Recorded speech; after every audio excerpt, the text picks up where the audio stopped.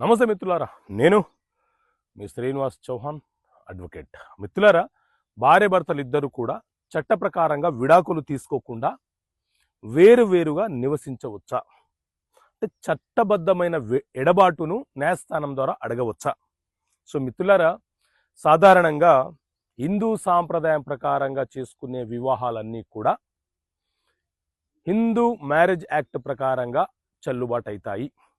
అవి రిజిస్ట్రేషన్ అయినా కాకపోయినా వాళ్ళు మాత్రము విడాకులు తీసుకోవాలనుకుంటే హిందూ మ్యారేజ్ యాక్ట్ ప్రకారంగానే న్యాయస్థానం ద్వారా చట్టబద్ధంగా విడాకులు పొందాలి.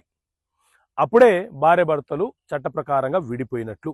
అయితే కొందరు విడాకులు ఇవ్వకుండా ఆ వ్యక్తుల యొక్క క్రుయాలిటీ భరించకుండా వారి హింసకు దూరంగా ఉంటూ నివసించాలని అనుకుంటారు.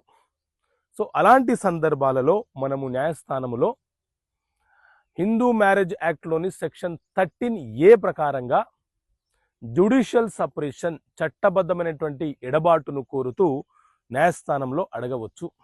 అయితే సాధారణంగా ఎవరైనా ఒక భాగస్వామి మాత్రమే విడాకులు కావాలి అని కోరే సందర్భాలలో హిందూ మ్యారేజ్ యాక్ట్లోని సెక్షన్ 13(1)A ప్రకారంగా నా భర్త నన్ను వేధిస్తున్నాడని, లేకపోతే నా భార్య నన్ను వేధిస్తున్నదని, లేకపోతే మతం మారమంటుందని, లేకపోతే నయం కాని వ్యాధులు సంక్రమించాయని, వేరే వ్యక్తులతో అక్రమ సంబంధాలు పెట్టుకున్నారని, ఇలా ఏవైనా కారణాలను చూపిస్తూ ఒక భాగస్వామి విడాకుల కేసు 13(1)A ప్రకారంగా ఫైల్ చేస్తే దాని మీద విచారణ జరిపి న్యాయస్థానం విడాకులు ఇస్తూ ఉంటుంది.